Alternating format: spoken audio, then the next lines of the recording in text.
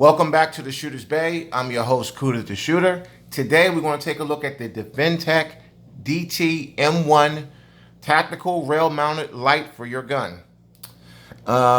Here's everything that's in the box. I already unboxed it. So here we go. You're going to get your Defendtek instruction manual. Okay, take a look at that. Of course, you get the box. Okay. Here's some of the specs. You can pause it and read it for yourself. You're going to get your charger. You're going to get your batteries. This is a little bit different from the Valkyrie that we looked at. This has a removable battery, which is a good, pro and a con. If the battery don't hold a charge anymore, you can just get a separate battery. So that works too. It's a pen style charger. You just pop the pins out and plug it into the wall. Okay.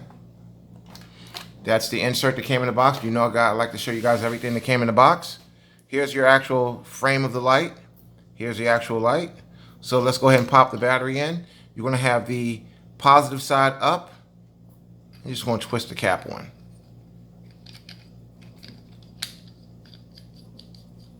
Okay. I'm going to show you the controls without putting it on a weapon, then we're installing it into a weapon. So it's a little bit bigger than the Valkyrie. Okay. Actually, it's much bigger than the Valkyrie. Okay. The Valkyrie does not have that protrusion, which is something that I really like. And it's worth the extra money for the Valkyrie. Speaking of money, this one is $31.95. Okay. The Valkyrie is at basically $80. And I'm going to show you right now where to get it. Amazon.com is $31.95. This is the DT M1 Tactical LED light. Okay. And this is where you get it at.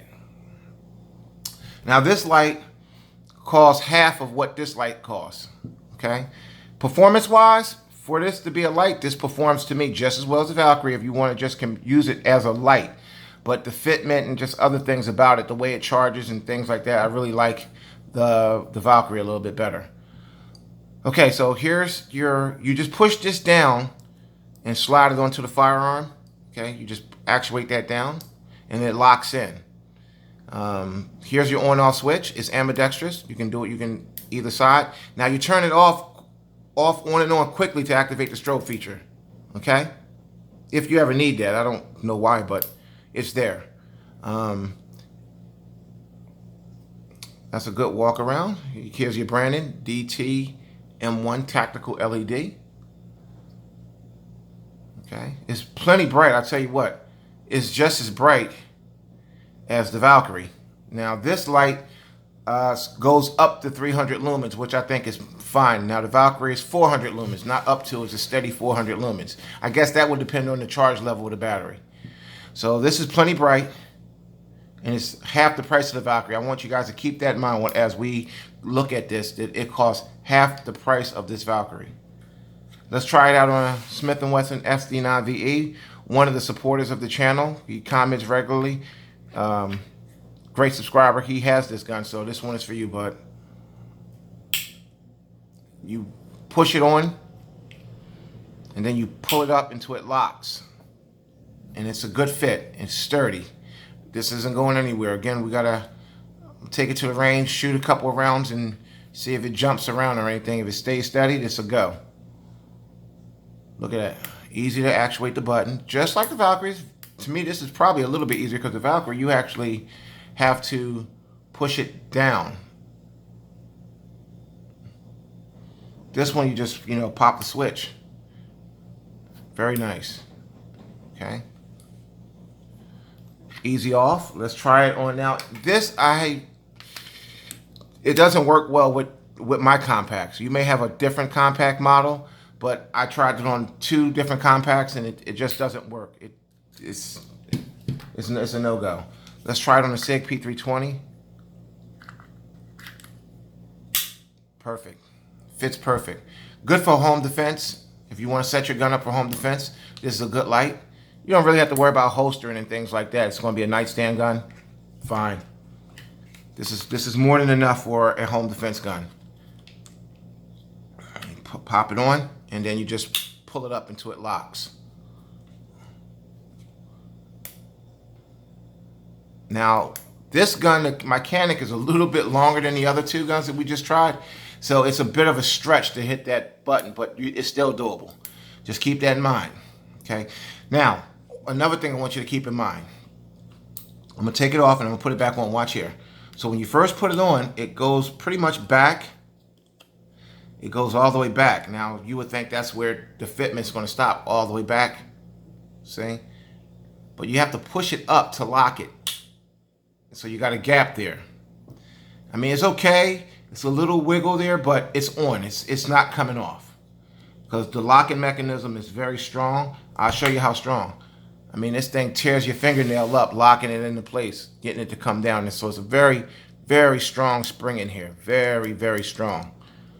You don't have to worry about this thing just flying off. It's not going to happen. But I just want to do a quick comparison of the fit. So, Smith & Wesson SD9VE. Pop it on. I wish it stayed back. That would make it a little bit better. But you have to pull it up a little bit for it to lock. So that's a gap between the trigger guard and the base of the light. Not really a huge deal, but it's just something to consider. Some people are fanatical about fitment and things like that.